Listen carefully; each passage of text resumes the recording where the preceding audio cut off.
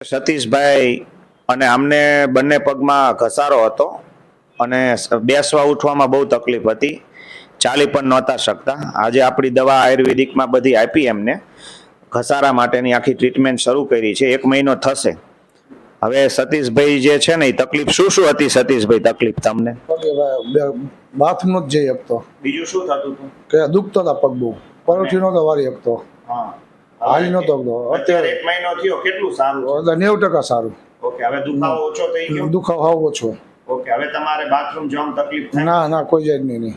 Okay, અને જે દવા લીધી પહેલા જે તકલીફ હતી ને, અત્યારે તકલીફમાં તમને બિલકુલ આરામ છે? ફૂલ આરામ. બરોબર.